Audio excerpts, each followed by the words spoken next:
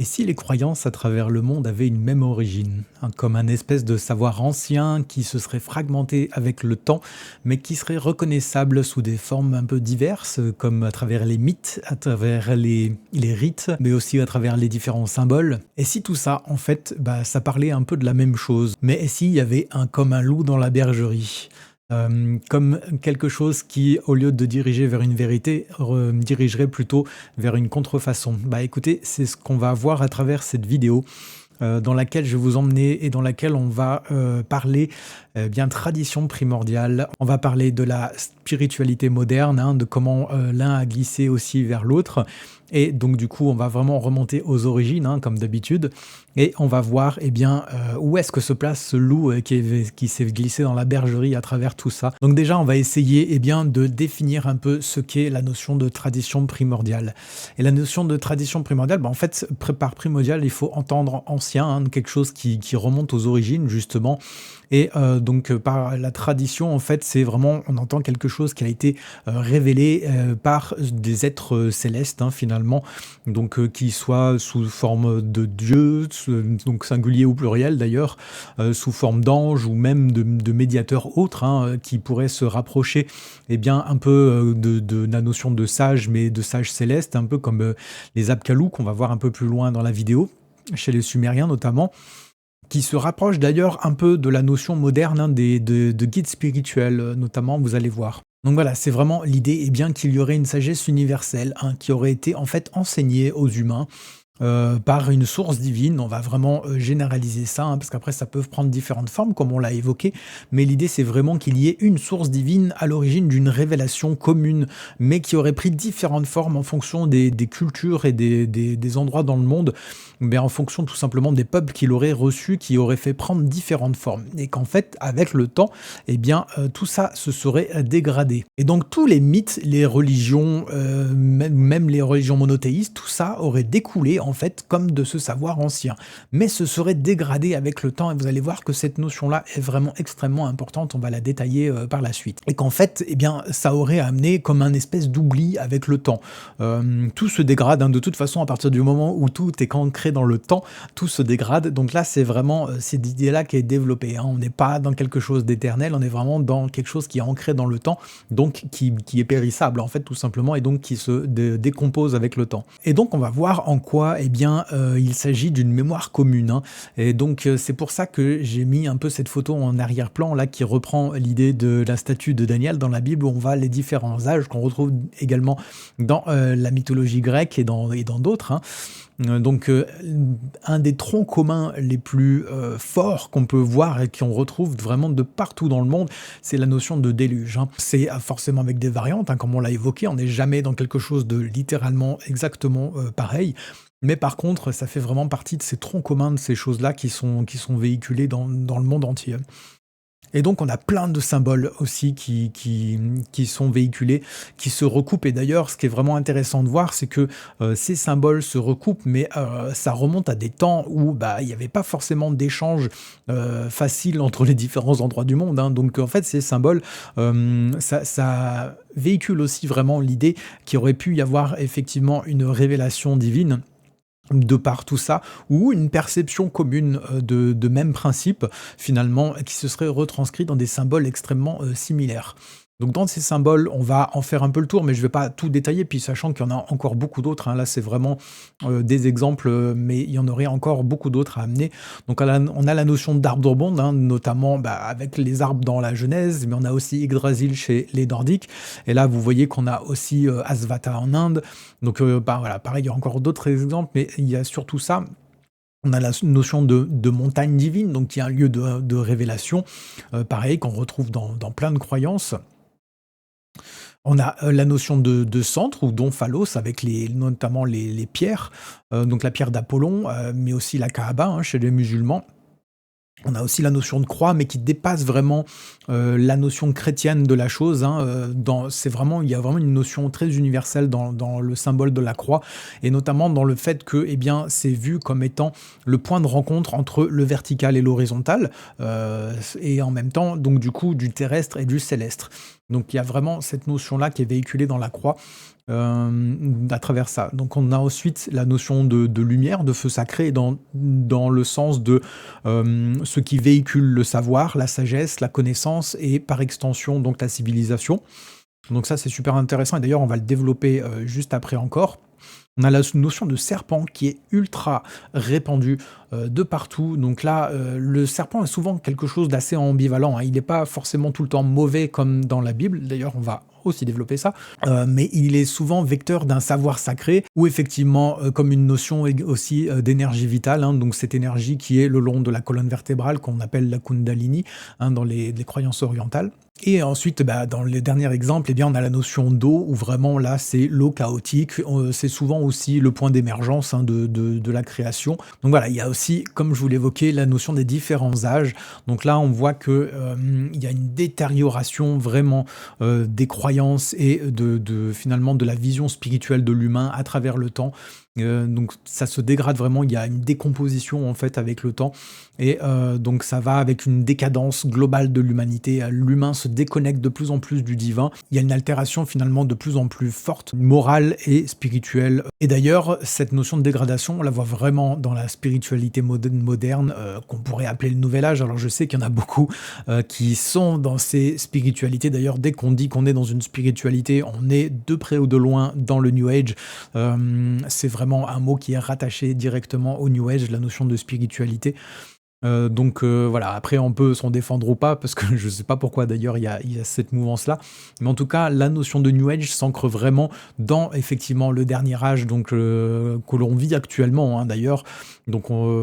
Pour voir vraiment l'évolution, vous l'avez là, hein, il y a l'âge d'or qui indique la notion de pureté, d'unité, notamment avec le divin, avec la proximité avec les dieux de manière générale.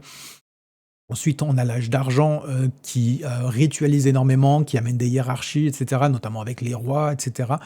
On a l'âge de bronze qui amène beaucoup de conflits, de guerres. Donc le bronze, c'est vraiment notamment au rapport avec tout ce qui est, fabrication des armes et cetera. Donc là et il y a vraiment l'oubli qui s'ancre de plus en plus, hein.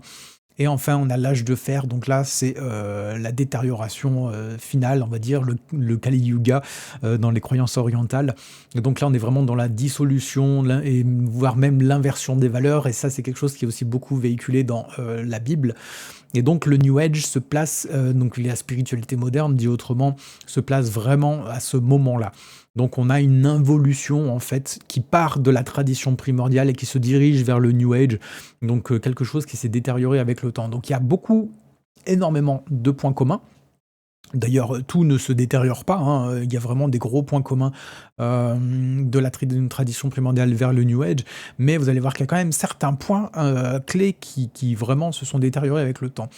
Et notamment, on voit dans la tradition primordiale que l'homme collabore activement, voilà, comme c'est dit là, à sa propre élévation, mais ça n'enlève pas qu'il ne peut pas s'en sortir sans, des principes supérieurs.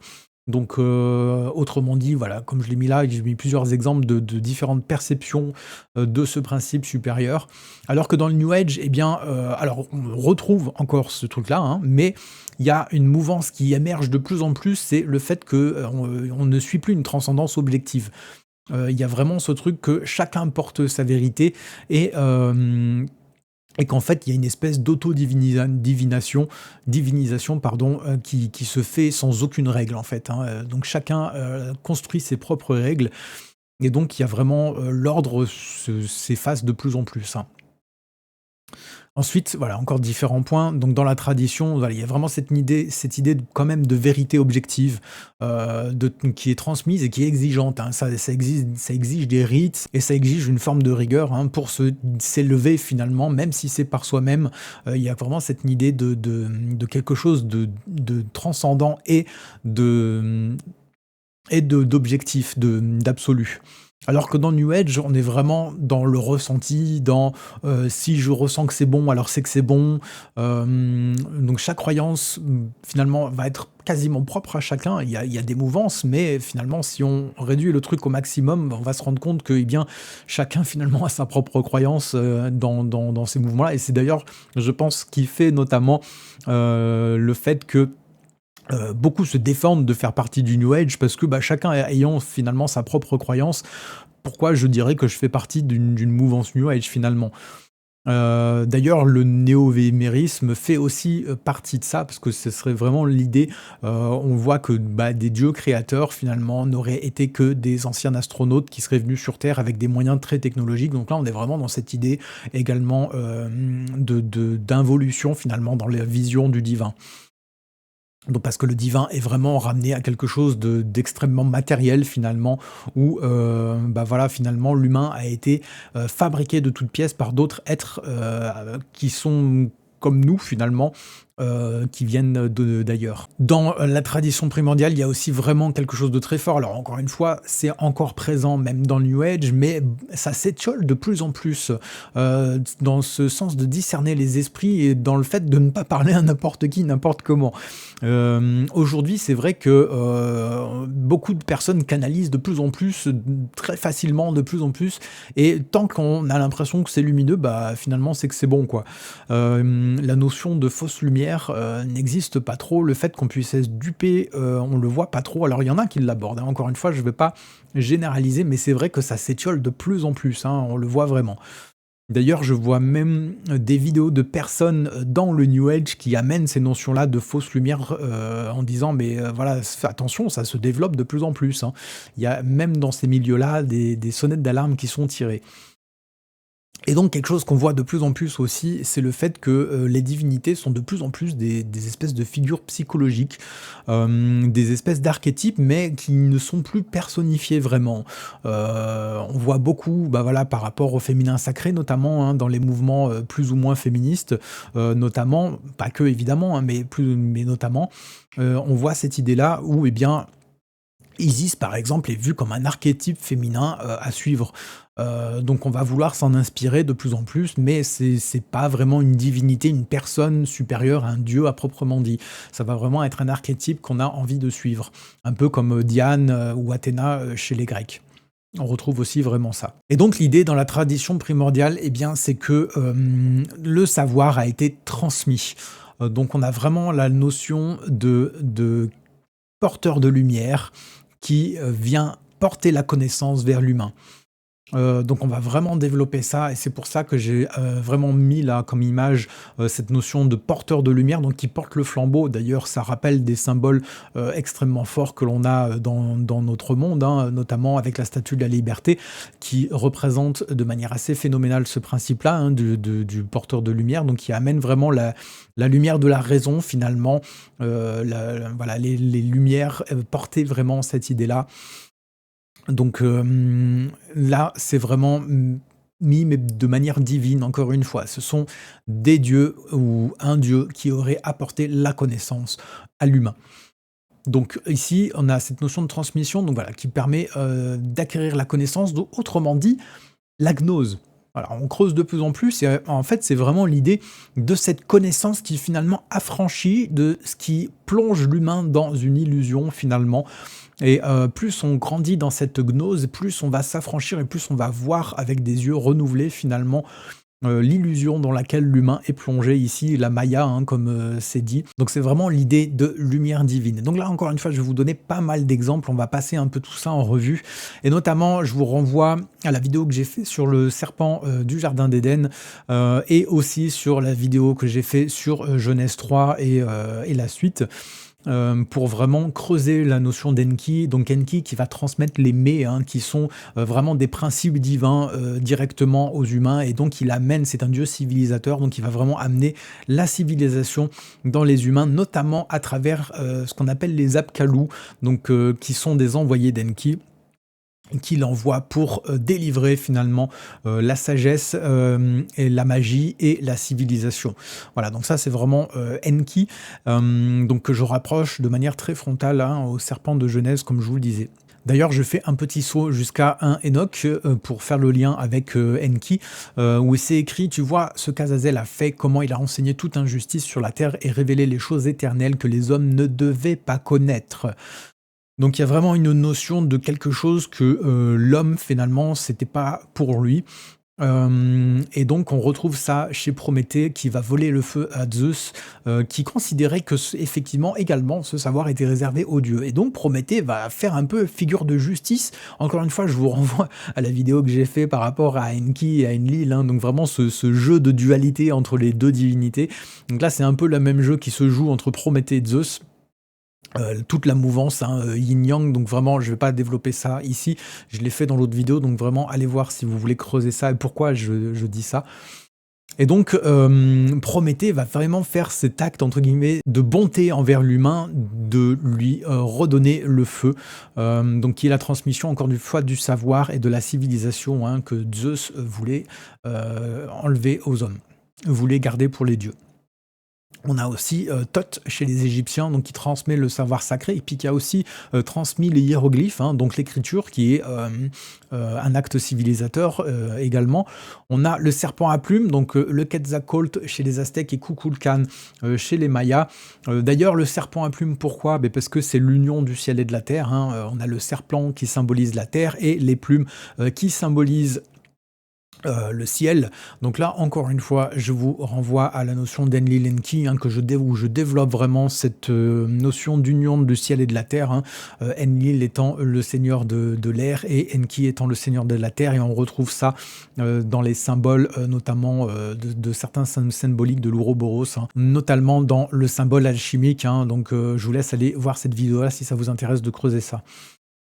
On voit ensuite, la finalité, c'est la gnose, effectivement, avec la notion la plus aboutie, on va dire, où c'est la connaissance qui vient finalement libérer l'humain. Et on voit ça donc dans l'hypostase des archontes, donc qui est un texte gnostique vraiment pilier, hein, où on voit que la sagesse personnifiée, donc dans le personnage de la Sophia, donc qui est une puissance de lumière, hein, la lumière. Donc qui vient en aide aux créatures qui sont Adam et Ève, et donc elle envoie le serpent qui est donc l'instructeur. Donc elle va véhiculer la connaissance à travers le serpent, et voire même dans certains textes, elle s'incarne elle-même dans le serpent pour véhiculer le savoir. Donc qui est censé affranchir, là je fais vraiment une parenthèse par rapport à la gnose, c'est vraiment intéressant de voir que là on a une inversion exacte de la Bible. Pourquoi? Parce que le serpent biblique ici on est vraiment dans une scène du jardin d'Éden biblique où tout est inversé, c'est-à-dire que le serpent est le libérateur de l'humain qui a été lui-même enfermé par le méchant demi-urge, donc Yaltapaoth, hein, donc qui est l'équivalent de Yahvé chez eux, donc ils l'ont renommé en Yaltapaoth. Et donc, ce méchant demi-urge a enfermé en fait l'humain dans une illusion finalement, et il veut le garder enfermé. Donc, la sagesse, voyant ça, veut sortir l'humain finalement de cette condition de mensonge. Alors que la Bible amène vraiment l'idée que Dieu place le choix. Donc, il donne l'accès aux deux arbres, mais il dit ne prenez pas celui-là. Il interdit l'accès à l'arbre de la connaissance du bien et du mal parce qu'il connaissait vraiment le résultat de ça, mais il voulait donner le choix à l'humain. Donc il a placé les deux arbres, mais il a prévenu. Donc l'humain était tout à fait libre de prendre l'arbre de fruits de l'arbre de vie. Il était là, il était disponible, il n'y a absolument rien dans le texte qui indique que l'humain ne pouvait pas accéder à ce moment-là à l'arbre de vie, voire même l'inverse, parce que derrière, l'humain est chassé pour que justement il n'ait plus accès à l'arbre de vie dans une condition de corruption qui est passée justement par l'acte de manger le fruit de l'arbre du bien et du mal, de la connaissance du bien et du mal. Donc vous comprenez que l'accusation finalement qui est faite dans les textes gnostiques de dire que Yahvé finalement c'est le méchant de l'histoire qu'il a voulu enfermer, et bien en fait c'est totalement l'inverse. Yahvé a donné le choix dès le début, et en fait l'accès à la vie était là depuis le début. Donc en fait l'humain avait le choix entre ce qui était céleste et entre ce qui était terrestre, et l'humain a choisi ce qui était terrestre. Donc voilà, pour aller beaucoup plus loin, creuser encore plus cette notion-là, je vous renvoie encore une fois à ma vidéo sur Genèse 3. Vous avez les liens en description, n'hésitez pas à aller checker tout ça. Et donc le serpent a dit, Dieu a-t-il vraiment dit vous ne mangerez pas de tous les arbres? Donc en fait, le serpent vient amener le doute finalement, et donc il vient amener le fait vos yeux s'ouvriront et vous serez comme des dieux, donc comme des Elohim connaissant le bien et le mal. Et ça, c'est vrai. Le mensonge, c'est vraiment Dieu a-t-il vraiment dit vous ne mangerez pas de tous les arbres. Sous-entendu, celui-là, est-ce que vous ne pouvez pas aussi en manger finalement? Donc le mensonge se place là, mais pas dans le fait que eh bien, l'humain serait comme des Elohim. Ça, c'est vrai. D'ailleurs, ça sera confirmé dans le verset à la suite. Et donc, on peut voir dans la Bible, dans 2 Corinthiens, que c'est dit Satan lui-même se déguise en ange de lumière. Dans Jean, cette lumière, le Christ, était la lumière véritable qui, en venant dans le monde, éclaire tout homme. Donc il y a vraiment une notion de fausse lumière et de vraie lumière, vous voyez. Donc là, encore une fois, on parle d'accès à la lumière, mais il y a une notion de fausse lumière qui est très claire. Et dans Matthieu, on voit car il s'élèvera de faux Christ et de faux prophètes. Ils feront de grands prodiges et des miracles au point de séduire, s'il était possible, même les élus. Donc il y a vraiment une notion que cette fausse lumière vient séduire, elle vient aveugler, autrement dit. D'ailleurs, dans certaines traditions juives, Satan est appelé Samaël, qui veut dire celui qui est aveuglé ou celui qui aveugle. Et donc, ici, on voit que dans la Bible, l'arbre n'est ni gardé par l'homme, ni atteint par une ruse ou le mérite, en parlant vraiment de l'arbre de vie, évidemment. Donc, il était proposé librement en choix. Comme je vous l'ai dit, il y avait à placer le choix. Il a placé les 2 arbres pour que l'humain ait le choix. Il y avait le choix d'aller vers la vie et la vie dans l'éternité, ou le choix de se diriger vers ce qui était terrestre et de s'ancrer dans le terrestre, et donc avec comme finalité la mort, parce que ce qui est terrestre finit par mourir, se détériore, comme on l'a vu. Et donc ça, c'était un vrai choix qui était proposé. Mais effectivement, l'humain allait entrer dans l'éternité, mais là, ce qui était proposé, c'était une séduction, d'avoir une connaissance finalement, une connaissance que l'humain n'avait pas à ce moment-là, et donc de l'acquérir. Depuis que Christ est venu, donc maintenant, il est donné par Dieu dans la fidée et l'union à lui. Donc c'est la promesse qui est faite pour quand Christ reviendra, qui finalement il donne l'accès et qui donne l'accès aux fruits de l'arbre de vie. Donc autrement dit, à l'éternité à nouveau. Donc ça, c'est pas actuel, c'est la promesse qui est faite si on croit en Christ aujourd'hui, si on se met dans une foi en Christ aujourd'hui. Et donc les arbres mythologiques, eux, en contraste, eh bien, donc ces arbres qui sont des axis mundi, donc sont placés entre les royaumes du ciel, de la terre et de l'abîme. Donc c'est vraiment des axes verticaux entre les 3 dimensions principales, dans ce qui est infraterrestre, donc tout ce qui est de l'abîme et de l'intraterre, mais aussi tout ce qui est terrestre, donc à notre niveau, et tout ce qui est aussi céleste. Donc c'est vraiment le lien entre les 3. Et donc ils sont des objets de quête initiatique ici, de conquête magique, et valorise l'élévation de l'homme par lui-même ou par une gnose, et souvent, dans certaines croyances, on voit que ça ramène à une notion de royauté mystique. On voit ça notamment avec Odin et Yggdrasil. Donc les arbres mondes dans les mythes sont des symboles de pouvoir secret ou sacré, mystère, magie, royauté. Ils sont associés souvent à des entités d'ailleurs serpentines eux aussi. Je veux dire, c'est pas quelque chose qui est rejeté, bien au contraire, dans la majorité des croyances de par le monde.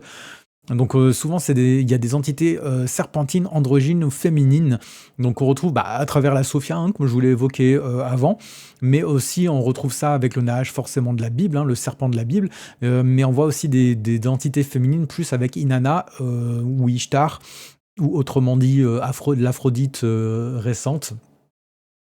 Et donc ils sont souvent gardés, cachés, voire même interdits, et souvent avec un gardien reptilien, et ils sont souvent la promesse d'une connaissance secrète. Donc vous voyez que ce qui est appelé arbre de vie dans ces contextes-là rejoint furieusement la notion d'arbre de la connaissance du bien et du mal. Donc là aussi, on voit qu'il y a une inversion extrêmement puissante qui est faite à travers les mythes et les différentes croyances. Donc je vais vous étayer ça avec 2 exemples vraiment flagrants. Donc effectivement, on a Yggdrasil chez les Nordiques, où on voit que Odin se suspend à l'arbre pendant 9 jours pour obtenir la connaissance des runes. Les runes, c'est l'équivalent du logos ou de la parole créatrice. Donc là, effectivement, Odin veut acquérir cette connaissance, et pour faire ça, et donc il se pend à l'arbre, littéralement, dans un but d'acquérir cette connaissance-là, donc d'obtenir cette gnose, autrement dit. Donc on a vraiment une grosse inversion qui est faite là par ce biais-là. Ensuite, on a l'arbre sacré sumérien. Donc, je vous affiche les illustrations là pour que vous voyez vraiment ça. Donc, c'est tiré vraiment d'iconographie réelle.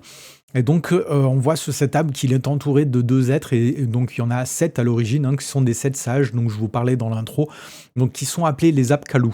Donc les Apkallu sont envoyés par le dieu Enki pour civiliser, hein. C'est vraiment leur but, c'est d'amener la civilisation. Et vous voyez que, eh bien, un de ces 2 Apkallu, donc des fois c'est les 2, ça dépend tout, les représentations, tiennent une pomme de pain et un panier. Donc ça, ce sont des objets rituels. Et la pomme de pain, eh bien, symbolise avec une vision d'aujourd'hui, hein, c'est pas vraiment véhiculé exactement comme ça à l'époque, mais en tout cas, on voit vraiment la symbolique, eh bien, de l'éveil spirituel parce que c'est le lien avec la glande pinéale, hein, qui est à l'arrière du cerveau. Et donc, c'est vraiment l'idée de l'ouverture du troisième œil, hein, à travers la notion de l'arbre. Donc, vous comprenez bien qu'on revient encore une fois à la vision de l'arbre de la connaissance du bien et du mal dans Genèse et non pas à la notion d'arbre de vie, hein. Donc, vous voyez vraiment à chaque fois, on a cette inversion qui est opérée, qui est très puissante. Et donc, on voit ici que ce que viennent amener ces Apkallu, c'est la civilisation, la sagesse, la magie. Ce qui est reproché d'ailleurs à Azazel, encore une fois, que je rapproche de la divinité Enki. Donc vous voyez qu'on a vraiment une image qui se construit énormément avec le temps, et plus on va loin dans les notions. Et donc l'homme doit s'y relier donc à cet arbre pour retirer la sagesse, la civilisation, la magie et la royauté. Donc vous voyez qu'on est vraiment à des années-lumière de la notion de rentrer dans l'éternité directement et de rentrer dans une perfection et dans quelque chose d'éternel, ouais, tout simplement. Là, on est vraiment dans une notion de civilisation, de sagesse, de magie, de royauté, donc de quelque chose qui reste finalement ancré dans le terrestre et qui ancre dans le terrestre et qui amène une illumination par la connaissance, mais ancré dans le terrestre. Donc, on est bien sur la notion d'arbre de connaissance du bien et du mal. Voilà, donc ça vous amène vraiment une notion encore plus poussée par rapport à la notion des arbres. Et donc maintenant, on va creuser vraiment l'idée d'énergie christique qui est de plus en plus présente, hein, dans la spiritualité moderne, que ce soit à travers le New Age ou autre, peu importe.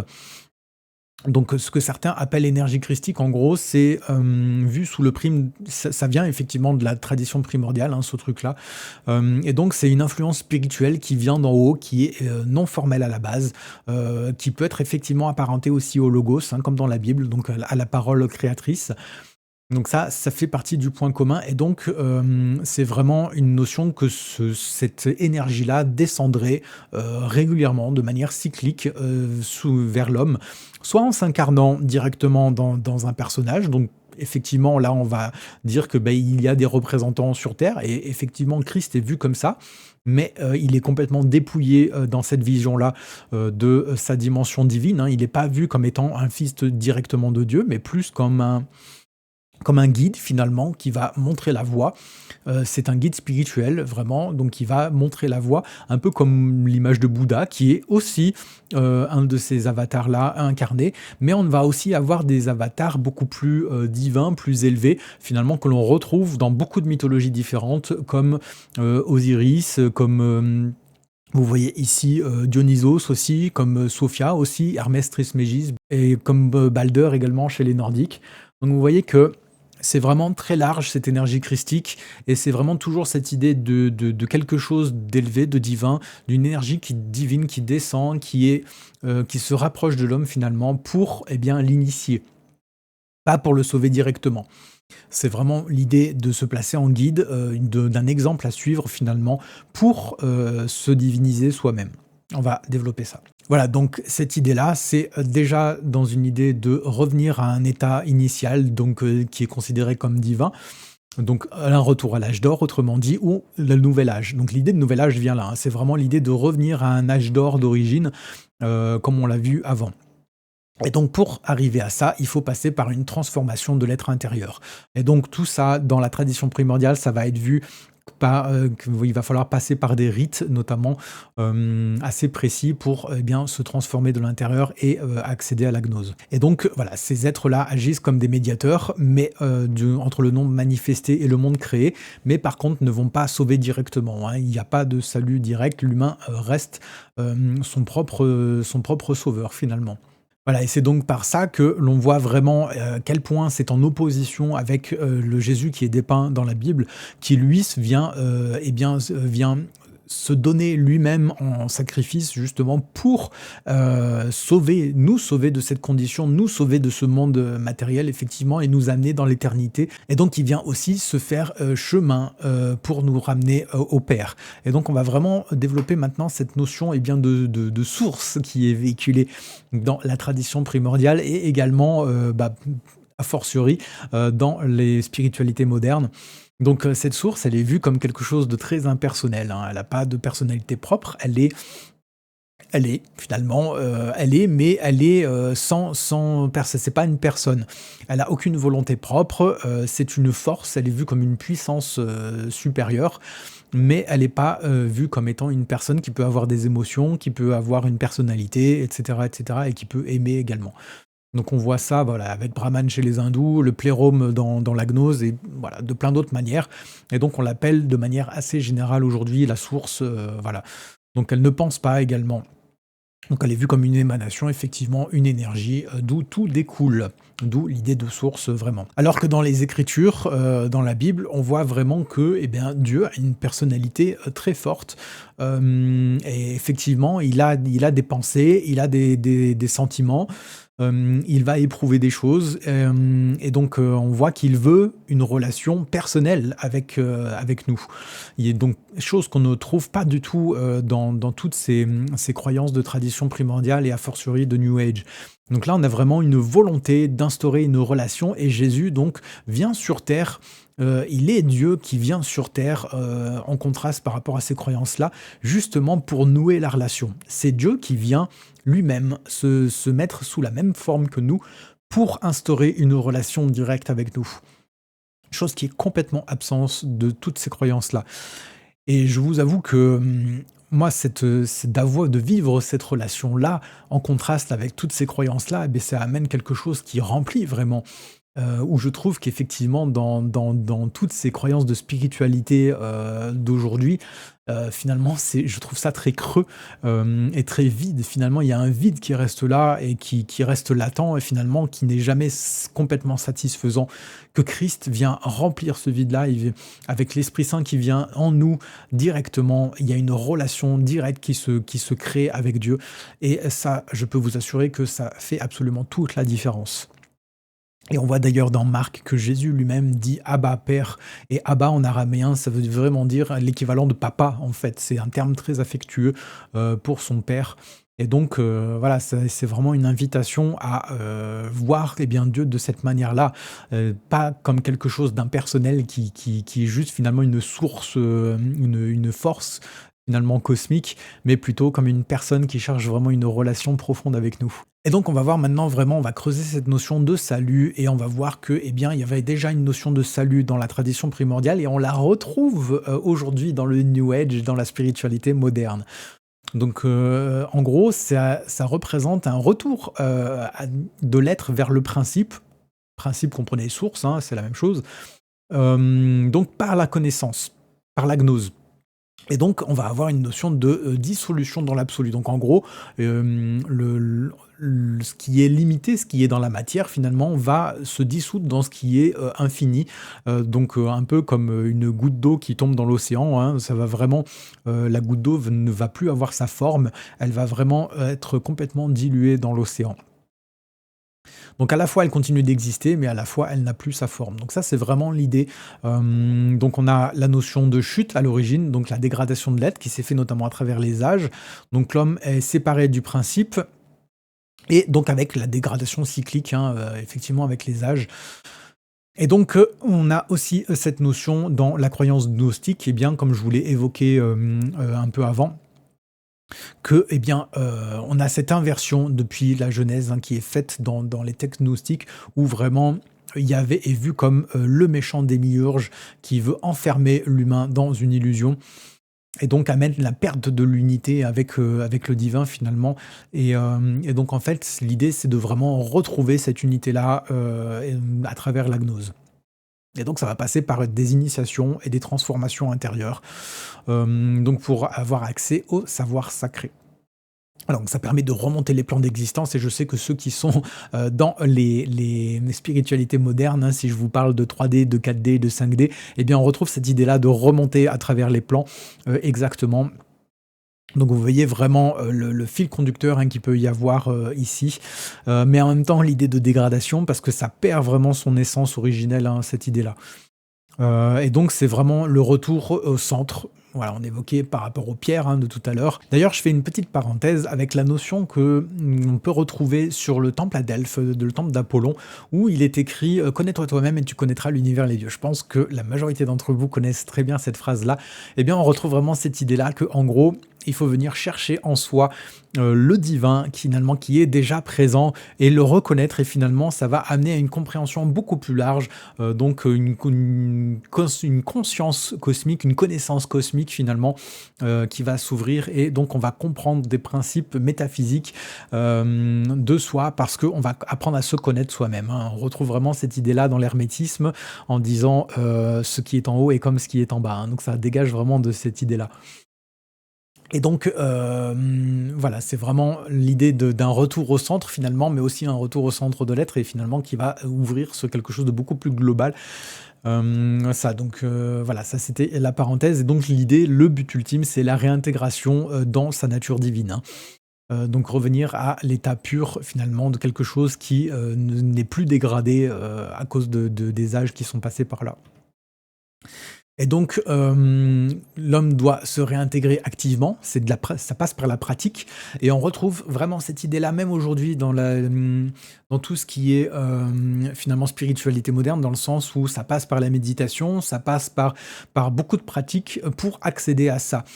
Donc l'idée, c'est vraiment à la fin une libération de la mort par extrapolation, mais c'est, premièrement la libération de sa condition humaine, de sa condition, ancrée dans la matière, hein, comme on dirait et donc l'idée c'est la dissolution du jeu, le jeu se dissout dans le tout finalement et d'ailleurs c'est, des choses que l'on retrouve énormément dans les vécus, des personnes qui ont pris des substances psychoactives, hein. Il y a vraiment cette idée notamment par rapport à la DMT, des personnes qui ont pris la DMT qui ont vécu cette dissolution vraiment dans le tout.